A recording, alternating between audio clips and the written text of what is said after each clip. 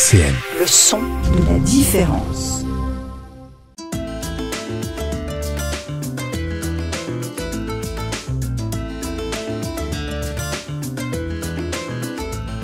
Les masques tombent sur RCN. Bonjour à toutes et à tous, bienvenue dans votre émission Les Masques Tombent, votre émission qui parle de culture et de vie associative à Nancy.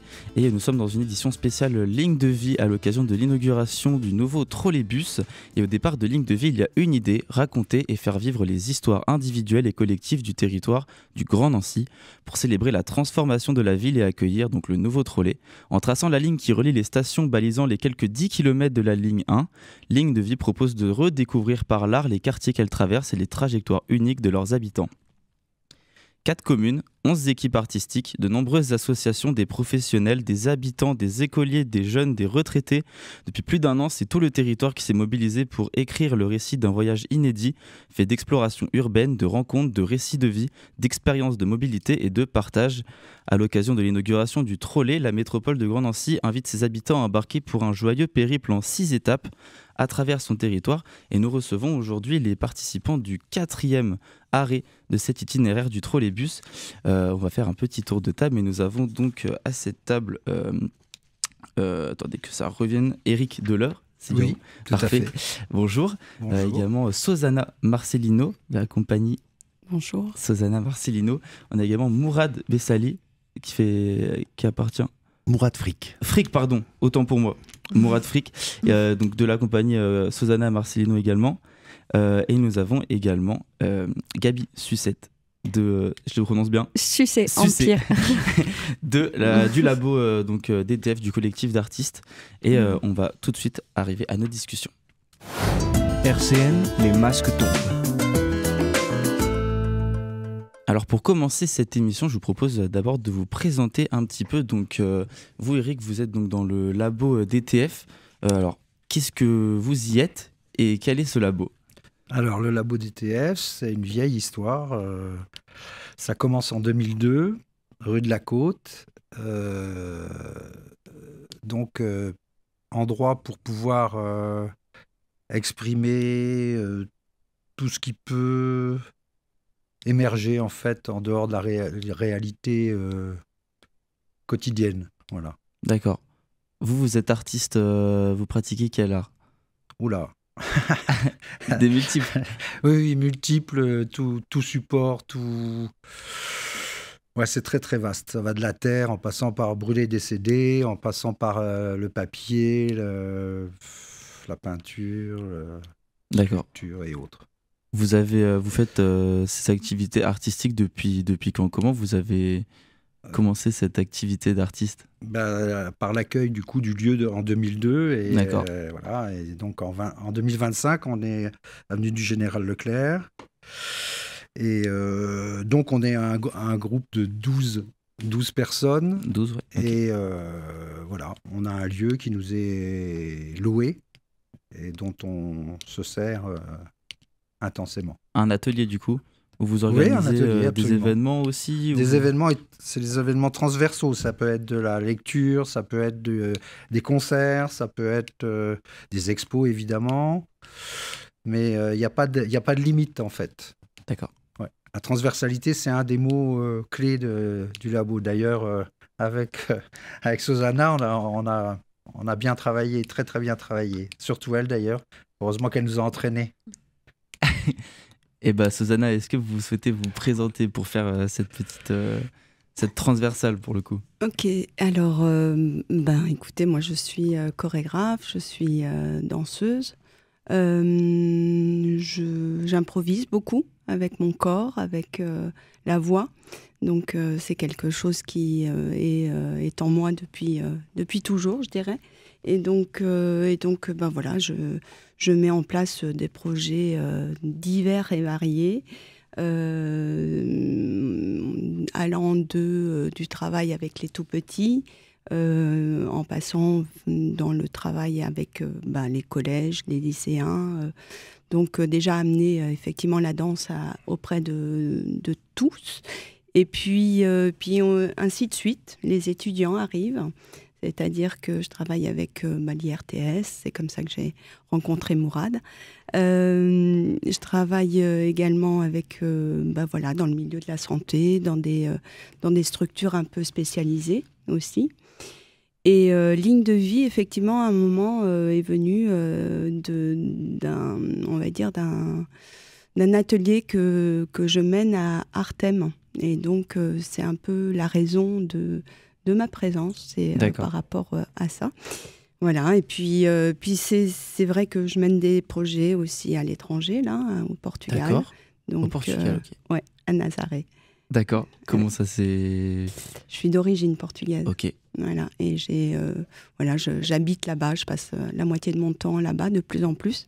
Et j'ai un projet qui se développe en ce moment, une bourse pour artistes qui a été validée il n'y a pas très longtemps. Et donc, je développe ça pour le mois de septembre prochain.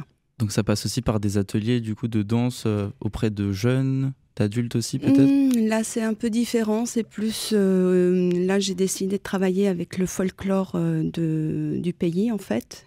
Et donc, de réunir les groupes folkloriques de Nazaré pour développer vraiment un travail contemporain. Parce qu'en fait, là-bas, on est très, très ancré dans la tradition et ça me posait moins de problèmes qu'aujourd'hui. Et aujourd'hui, je crois que je vois la complexité et les problèmes qui peuvent s'offrir à la population, au peuple, par rapport au fait que la tradition n'est pas forcément toujours bien pensée. Donc évoluer un peu et proposer une autre dimension artistique pour le coup. Oui. C'est-à-dire vraiment leur permettre de rentrer dans un langage contemporain, parce que c'est quelque chose d'assez pauvre. Hein. On est dans une culture traditionnelle, on va dire, qui date de avant la dictature. Et donc, on est sur une quelque chose... la tradition est toujours là, quoi. Il y a toujours ceux qui sont pro, quelque part, Saint-Lazare, quoi. Hein. D'accord. Ok. Bon, un très beau projet, en tout cas. Ouais, merci clair. de nous le présenter. Et Mourad Frick, donc vous êtes dans la compagnie de Sozana Marcelino, c'est ça ? Pas tout à fait. En fait, j'ai l'honneur et le privilège d'avoir été sollicité par Sozana pour participer à ce beau projet Ligne de vie. D'accord. Voilà. Et donc indépendamment à la base, donc en dehors de la compagnie, vous êtes donc danseur, c'est ça ? Absolument pas. Enfin, si, mais je vais quand même vous démentir, je danse avec ma langue. C'est-à-dire que je suis conteur, pas conteur à gaz, mais raconteur d'histoire. Et je me suis également attribué les titres de verboriste. Le cherchez pas dans le dico, il n'y est pas encore. Je suis collectionneur, échangeur, épicier, réparateur, cuisinier et joueur de mots. Et puis les mots et les histoires, ça sert pas seulement à ouvrir sa bouche, ça sert aussi à écouter les mots et les histoires des autres. Et je me suis également donné le titre de réveilleur d'histoire. Donc ça veut dire que j'alterne un peu mon activité artistique entre des spectacles de contes autour de l'oralité narrative et poétique, très souvent avec des musiciens et des musiciennes. En tant que verboriste, je propose des installations autour du plus petit dénominateur poétique commun que nous partageons ici-bas, à savoir les mots. Et donc tout un tas de dispositifs et d'installations tels que le bazar des mots, la cuisine des mots, Festimots, qui permettent d'aller à la rencontre des gens et de créer avec eux dans les champs poétiques et narratifs, mais aussi de partager, de collecter et de valoriser leurs paroles. Et enfin, en tant que réveilleur d'histoire, je travaille sur pas mal de projets de territoire, notamment en ce moment à Vendeuvre, sur la rénovation du quartier Vend'Est, pour valoriser la mémoire des habitants passés, présents et à venir. D'accord. Donc plein d'activités alors. Et tout ça, vous le mettez en place par des événements un peu partout à Nancy aussi. On peut vous retrouver en semaine, je sais pas, ou à d'autres moments Oui, alors par exemple, pas plus tard que samedi dernier, j'étais dans la cour de la Manufacture avec le Bazar des mots, avec l'installation du Bazar des mots pour l'inauguration de la ludothèque municipale qui vient de rouvrir ses portes dans la première cour de la Manufacture. Voilà, 2 jours avant, j'étais en Haute-Marne pour un spectacle de contes et musique. Enfin voilà. D'accord. Et c'est à destination aussi bien des jeunes que des adultes Oui, pour tout âge. Ça commence dans le ventre des mamans et ça termine au-delà de 99 ans. D'accord, parfait. Merci beaucoup pour cette présentation. Merci. Gaby Sucé, donc vous êtes également dans le labo DTF, donc ce collectif de 12 artistes. Oui. Qu'est-ce que vous y faites, vous ? Du coup, donc effectivement, j'ai eu la chance de tomber sur le labo DTF en août, donc nouvelle arrivante. D'accord. Et c'est un super lieu. L'émulsion marche comme on peut la trouver dans de nombreux ateliers, mais je suis très très contente d'avoir atterri ici.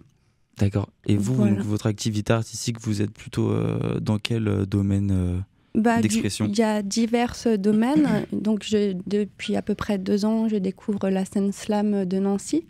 D'accord.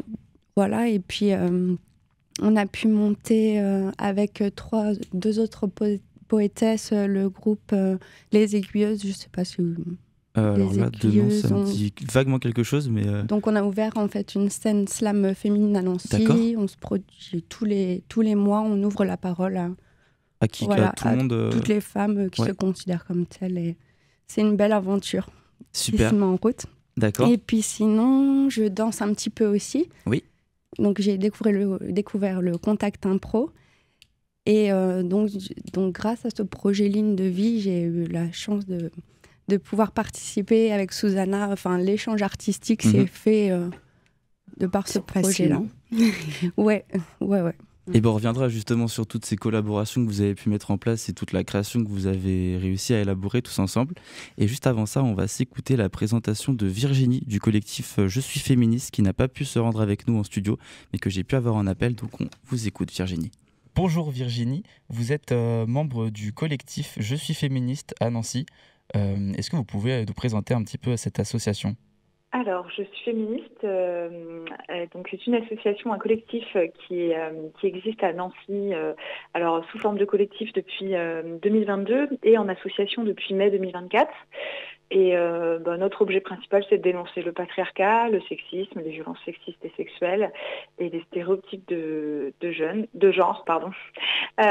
Donc, on milite pour une société plus juste, plus égalitaire et en sensibilisant le public aux problématiques liées au sexisme, aux violences de genre, aux discriminations systémiques.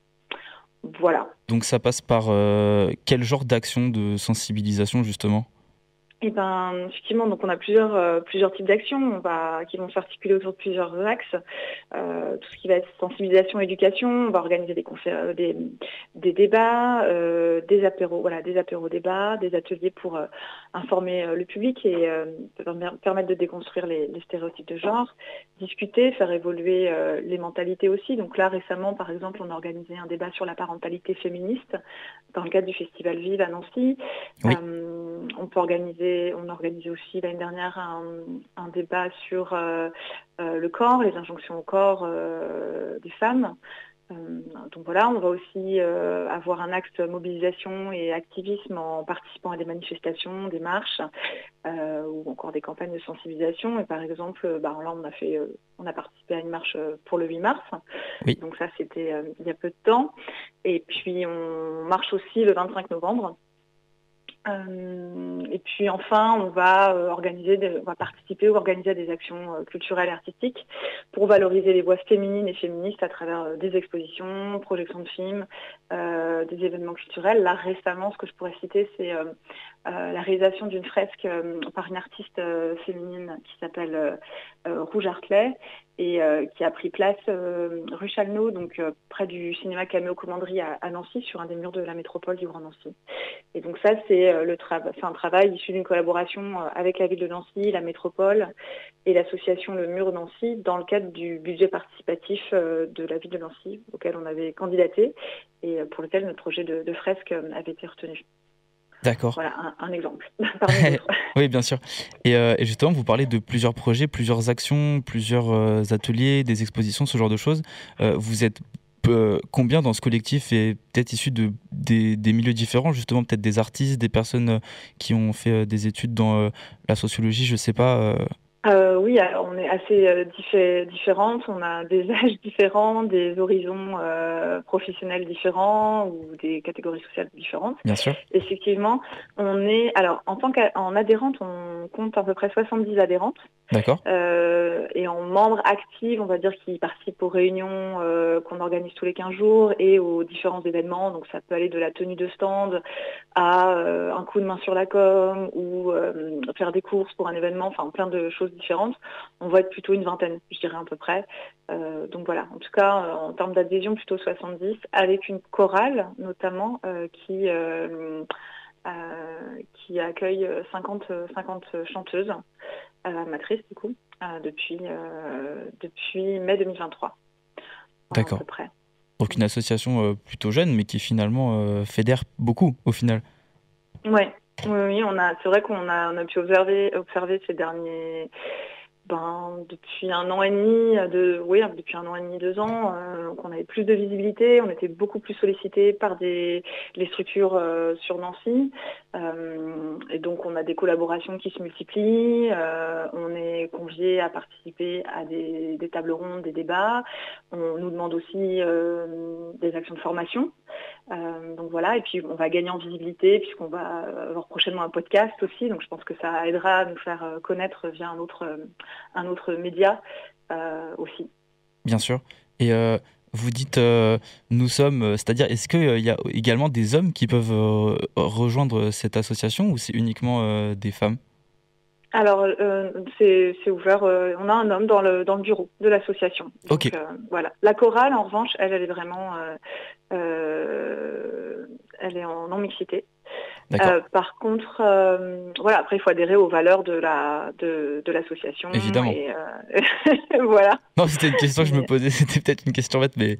Donc, très bien. Bon à savoir pour quiconque souhaite rejoindre cette association. Donc, c'est possible d'adhérer... n'importe quand, de n'importe où, vous avez peut-être un moyen pour vous suivre ? Oui, alors en fait, on est visible sur la plateforme Helloasso et via notre site internet, on peut trouver toutes les informations, s'inscrire à notre newsletter, avoir notre agenda et du coup nous adhérer ou juste faire un don pour soutenir l'association. Et donc le site internet, c'est jesuisféministe.fr. Et puis on est aussi présent sur les réseaux sociaux, donc notamment Instagram et Facebook, sur lesquels on est plutôt très actifs. Et ce qui nous permet de fédérer une belle communauté. Merci Virginie pour cette présentation et on va revenir plus en détail sur le projet Ligne de Vie dans un instant après avoir écouté Meredith Monk. RCN, les masques tombent. Vous êtes toujours dans votre émission Les Masques Tombent, votre émission qui parle de culture et de vie associative à Nancy. Et nous sommes toujours avec les participants du 4e arrêt de l'itinéraire du trolleybus de la ligne de vie à l'occasion de l'inauguration. Et cette étape entraînera les voyageurs dans une déambulation au cœur du quartier Artem. Entre exposition, trajectoire et performance, le collectif d'artistes du Labo DTF et la compagnie Susanna Marcelino vous guideront dans une traversée poétique du quartier mêlant les gestes au récit pour convoquer les émotions qui jalonnent nos voyages intérieurs. Alors, on va faire un tour de table pour avoir chacun votre expérience sur tout ça. Par exemple, vous, Eric, qu'est-ce que vous avez, comment vous avez rejoint déjà le projet Ligne de Vie et comment ça s'est profilé tout ça ? Alors, le projet Ligne de Vie, il y a eu un appel à projet. Oui. Et du coup, on a candidaté et nous avons été reçus. Reçus. À l'examen. Ouais. Ce qui nous a du coup permis d'élaborer. Alors, c'était des échanges continus avec le commanditaire, à savoir la CUN. D'accord. Et donc leurs conseillers artistiques qui nous ont effectivement donné une forme de ligne directrice, de ligne de vie. Après, c'est assez compliqué parce que nous, la ligne, c'est une suite de points. Vous comprenez ? C'est la suite de points qui fait la ligne. Oui. Et donc, du coup, pour nous, le dessin, il part de là. Et puis bon, pour ceux qui veulent, il y a de la couleur. Et alors là, ça rend fou. Mais voilà, après, c'est le combat permanent de la peinture. C'est la ligne ou la tâche. Et là, c'est là, il y a du combat. Il y a du combat, c'est sévère. Mais du coup, nous, on s'est réapproprié le sujet. On nous a parlé des déplacements. Donc, effectivement, on a pris en ligne de compte ces situations de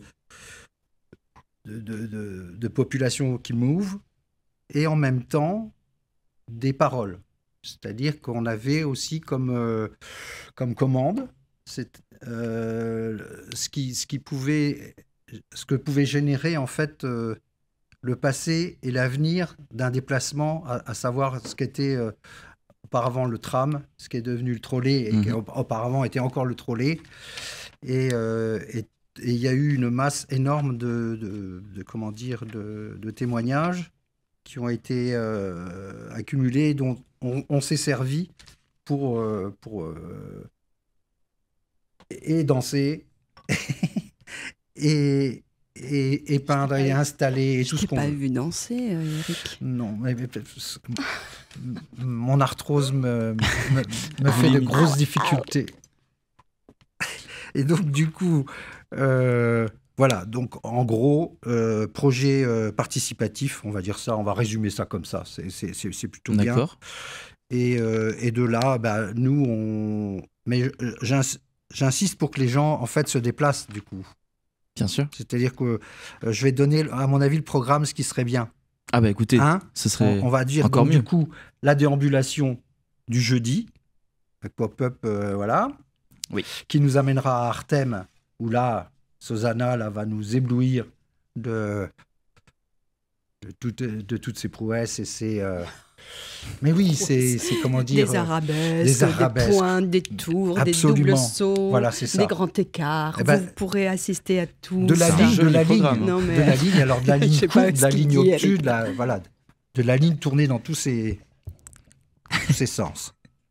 Et j'en parlerai si tu veux. Oui, bien entendu. Et donc, du coup, ça a lieu le jeudi 3 avril. Oui, c'est ça. 18h30, départ, Labo DTF. Adresse 176 bis, avenue du Général Leclerc. Et donc, 18h30, 19h, arrivé à Artem, avec une déambulation où là, ça danse, ça chante, ça swing, voilà. Elle a raison, Susanna.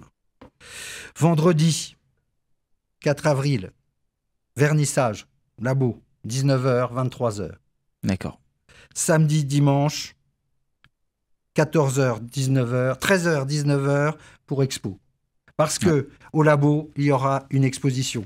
Et je ne peux pas trop dévoiler parce que c'est vraiment... Bien sûr, il faut venir découvrir. Ouais, oui, et puis c'est un peu secret. Ok. Voilà, avec le titre Terminus, place Stanislas. D'accord. Et donc sur cette exposition, il y a tous les artistes du collectif qui sont présents, qui ont participé aussi. Oui, même si c'est pour peindre la fenêtre. C'est mon cas. Tout le monde a mis son Moi, j'ai d'abord peint la fenêtre. On a mis un petit coup de propre en même temps. C'est ça. Super. Et par exemple, justement, vous, Gabi, vous avez donc participé à cette peinture, justement ? Alors, ça va pas être oui, pardon, excusez-moi. Oui, donc je vais pouvoir exposer un petit peu des choses à base de peinture et de collage. Et puis, pour pas dévoiler aussi, mais ça vaudra le coup d'œil d'aller voir la construction complètement incroyable et loufoque qui est en train de se créer au Labo. En ce moment, vous voulez dire ?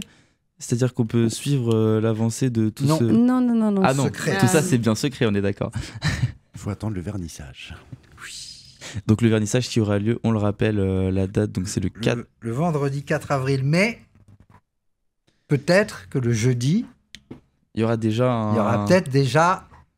Un petit extrait. Oui, un petit bout, un petit... Voilà, l'œil dans la serrure. D'accord. Merci beaucoup pour la présentation de ce projet. J'en viens à vous, Mourad. Oui. Qu'est-ce que vous avez pu apporter à Sozana, vu que vous avez travaillé du coup en étroite collaboration, de par justement vos récits, vos mises en voix de tous ces mots. Vous, qu'est-ce que vous avez créé de particulier pour ce projet Ligne de vie? Tout d'abord, c'est Sozana qui m'a apporté un espace de réflexion sur ce thème qui est tellement porteur.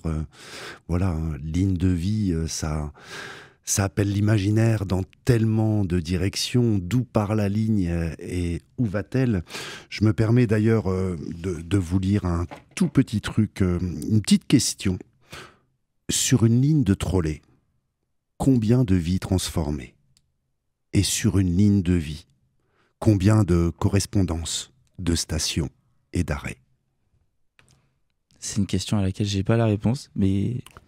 Toutes les questions n'appellent pas de réponse. C'est vrai.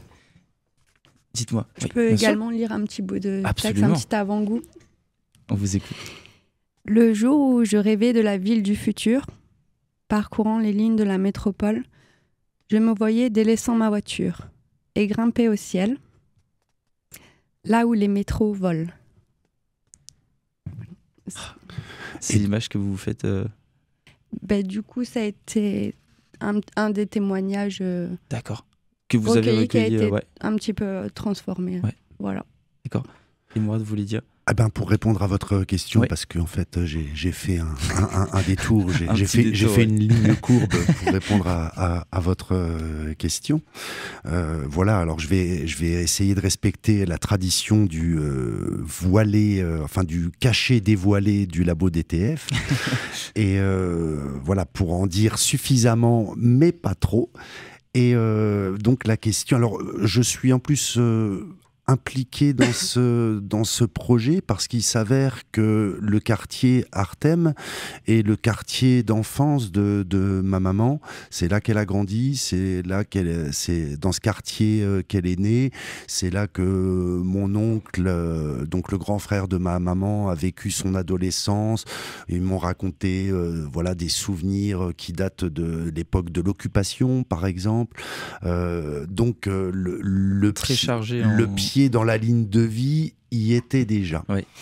Et ce qui m'a beaucoup interpellé, pour avoir regardé un petit peu aussi l'histoire de cette ligne de transport qui traverse Nancy, qui traverse Nancy et qui part d'Essé et qui va à Vendeuvre, ou de Vendeuvre à Essé en traversant toute la ville de Nancy.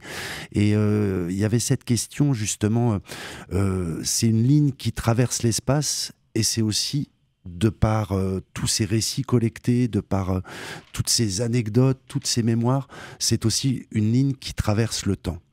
Et donc qui nous intéressait, en tous les cas, voilà ce que j'avais proposé à Sozana, de travailler sur un récit qu'on pourrait appeler un récit à rebrousse-temps, qui permettrait et de remonter le fil, la ligne de sa vie, mais aussi de remonter, comme il a été dit tout à l'heure, de remonter les étapes de cette ligne de transport. Avant le trolley, il y avait un tram. Avant le tram, il y avait un trolley. Avant le trolley, il y avait des autobus. Avant l'autobus, il y avait un tram électrique. Avant le tram électrique, il y avait un tramway hippomobile. Et tout ça, c'était autant d'accroches, et pour l'histoire, et pour l'imaginaire, c'est-à-dire pour les histoires qu'on peut se raconter quand on plonge dans des histoires de vie ou des histoires urbaines. Donc ça, c'est des histoires et des anecdotes que vous êtes allé recueillir auprès d'habitants, par exemple, de citoyens? Alors, en fait, concrètement, à partir d'un conte, j'ai créé une histoire qui tisse cette question de la ligne de vie et de la ligne de transport. D'accord. À travers un personnage, un vieux monsieur, il est tellement vieux qu'il ne sait même plus son âge, et qui entend dire que le trolley reprend du service. et ils décident de faire un dernier voyage. Ok, ça donne envie de découvrir cette histoire. Donc, on pourra retrouver à quel moment au niveau du pop-up Eh bien, il faut venir. Comme l'invitation a été sympathiquement déjà adressée tout à l'heure, il faut venir le 5 à 18h30 au Labo DTF. Le 3, pardon. Le 3 avril, autant pour moi. Le 3 avril, au Labo DTF, à 18h30, faire la procession avec nous jusqu'à Artem. À Artem, rencontrer aussi le travail du groupe Je suis féministe. Et ensuite, partager avec les yeux et les oreilles le travail qui a été mené par Sosana. Elle va en dire plus que moi. Tous les gens qui ont été rassemblés pour danser. Et ces danses, ces mouvements, ces corps sont reliés également par ce récit qui va traverser la chorégraphie. Je crois que l'appel est clair, il faut absolument que vous veniez à ce rendez-vous et vous avez bien fait la transition puisqu'on va écouter Virginie justement qui a été donc du collectif Je suis féministe qui a justement participé à cette danse. Ouais. Donc de quelle manière vous avez été approché déjà pour ce projet et qu'est-ce que vous avez mis en place de particulier pour cet événement ? Alors, c'est une mise en relation qui a été faite via la métropole du Grand Nancy. On a rencontré Sosana Marcelino, de la compagnie du même nom. Et après une première rencontre, en fait, entre le collectif et l'association, la compagnie, on a décidé de travailler ensemble sur la thématique du manspreading. Donc, c'est-à-dire le fait que les hommes prennent une place disproportionnée dans l'espace public, notamment sur les banquettes des transports en commun, en écartant les jambes et en laissant moins d'espace aux femmes, à leurs voisines. Et donc, on a décidé de travailler ensemble dans le cadre de l'inauguration du trolley. Donc, on travaille depuis maintenant. Alors, on a eu nos premières rencontres, c'était à l'automne dernier, et on a mis en place des répétitions. Donc, on a une répétition par mois. On a un petit groupe de femmes, notamment issues de l'association, c'est-à-dire qu'on a fait un appel à participation, pas de candidature, il n'y avait pas de critères. Un appel à participation en interne, c'est-à-dire auprès des adhérentes de l'association dans un premier temps. Et puis, on a décidé d'ouvrir à l'extérieur et ça a permis d'intégrer 2 étudiantes à ce projet aussi. Et donc, on travaille, on a un petit groupe, on est à peu près une dizaine sur ce travail de performance chorégraphiée autour du manspreading, du corps de la femme, de la notion de territoire, mon corps, mon territoire, mon chemin, donc c'est là où on va intégrer la notion de circulation autour de la ligne de vie, et de marche avec les autres femmes aussi. D'accord, donc vous êtes en tant un peu qu'interprète, c'est ça, peut-être des chorégraphies qui seront proposées par Sosana ?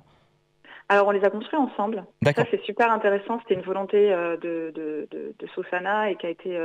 c'est-à-dire qu'on travaille sur plusieurs tableaux, en fait. Et donc, on les a co-construits. Alors, il y en a certains qui vont être un petit peu plus venir du groupe. Et puis, un autre qui va être un peu plus porté par Sosana et son expertise et sa sensibilité de chorégraphe, bien sûr. Et puis, on n'a pas encore tout construit parce qu'on a encore un petit peu de travail et encore 2 répétitions qui nous attendent d'ici la première performance le 3 avril. Voilà, donc nous on travaille vraiment ensemble avec Sosana et c'est une volonté de sa part aussi de nous permettre de nous approprier en fait, puisque c'est vraiment notre voix, nos corps et c'est assez beau, assez puissant ce travail qu'on fait ensemble. Il y a vraiment une sororité qui se dégage aussi et des gestes assez puissants, de la résistance aussi. Des images qui, on l'espère, seront assez marquantes pour le public. Voilà, donc Virginie l'a dit et justement elle souhaitait vous donner la parole pour expliquer plus en détail, vu que vous avez un peu chorégraphié, c'est le mot, tout ce projet et comment vous avez créé tout ça, Sosana. Alors, c'est vrai que j'avais envie de parler surtout du processus, puisqu'il y a eu la présentation un peu générale. Donc, ce qui, moi, m'importe, c'est effectivement la question de comment ça s'est passé, comment ça s'est mis en place, comment ça s'est créé, les idées, comment elles viennent et comment les choses se bâtissent, plus que le résultat. Donc, je suis plus dans, effectivement, au départ, il y a une proposition. Après, il y a effectivement les récits qui arrivent, 800 récits. La commande, c'est de travailler à partir des récits qui ont été collectés.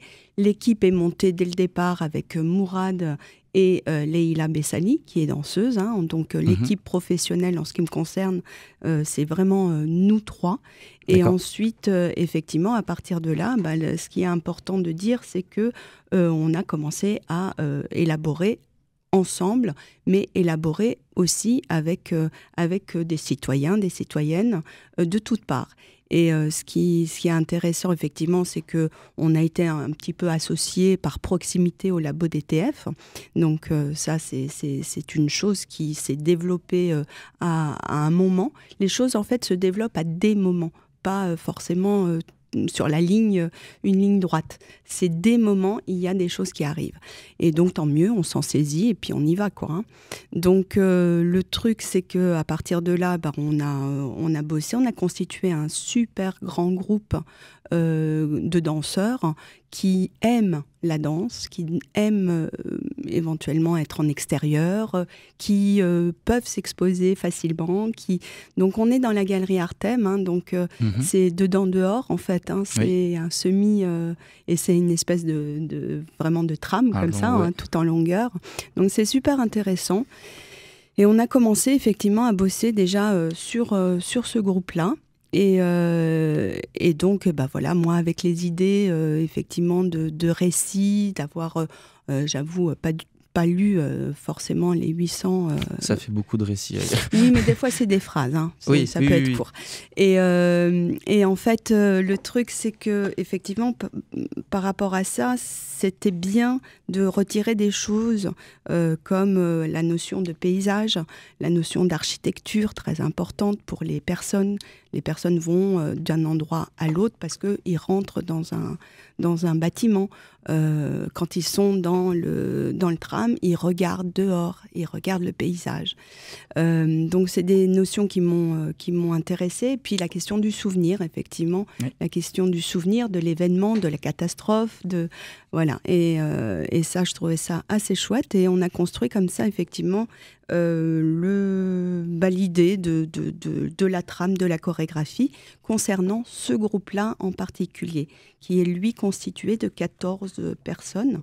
Et, donc aussi bien amatrice que professionnelle. Non, plutôt amateur. Donc l'équipe professionnelle, c'est vraiment Leïla qui est danseuse. Moi, je suis danseuse aussi. Et Mourad, voilà. Ouais. Et Mourad qui vient donc avec effectivement son texte s'imbriquer dans ce tissu un petit peu chorégraphique, en fait. Ça a été le gros du boulot, quoi.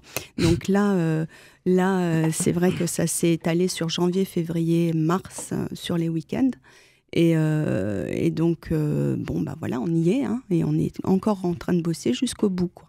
D'accord. Donc, voilà, et ce qui m'intéresse après, c'est que vraiment de dire aussi, c'est qu'il y a un groupe, il y a un deuxième groupe, effectivement, Virginie en a parlé, je suis féministe, on a bossé ensemble. Je pense que c'est pas nécessaire de revenir dessus. Et surtout dire à cet endroit, c'est la participation de la musique, puisque moi je suis allée chercher les musiciens du conservatoire. Donc j'aurais, pour Je suis féministe, j'aurais Violaine Gestalder, qui en fait, avec elle, je participe en fait à l'atelier d'improvisation.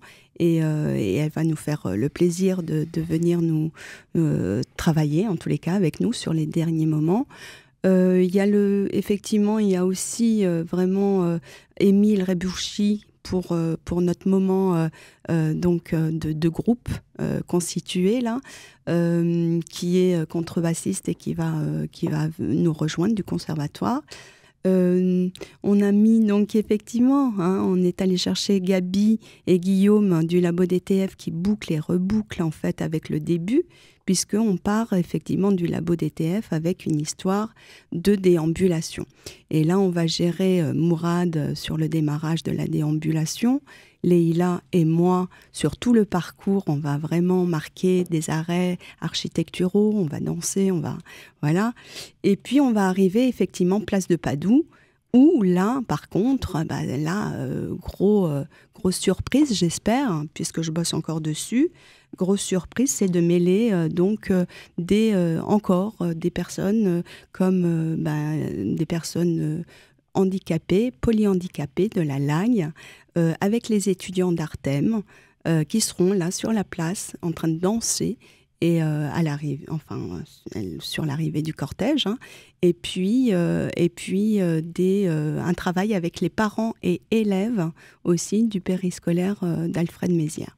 Donc plein de personnes qui ne sont pas forcément issues de la danse en fait, que vous avez initié plus ou moins à ça. J'espère bien, ouais. J'espère bien. La danse est pour tout le monde. Et c'est super important parce que effectivement, c'est là où ça devient de l'amusement, où vraiment à un moment donné, on se plaît en tous les cas à écrire avec les personnes. À se dire que du plus petit geste au geste, en passant par le geste maladroit et en allant vers un geste plus technique, etc., c'est super intéressant en fait. On aura aussi les œuvres des artistes d'Artem, donc qui seront exposées en extérieur, donc sur la place de Padoue. Avec une chorégraphie donc de certains étudiants d'Artem. Et effectivement, il y a maintes collaborations. Hein. Cécile Demange de l'école d'architecture qui m'a offert son regard, Vera Ivanaï qui est chercheuse, etc. Elle aussi qui m'offre son regard, etc. Il y a 3 petits points et on y est encore. Donc toutes ces personnes, on pourra les retrouver peut-être à l'occasion de l'événement, du coup, de ce pop-up.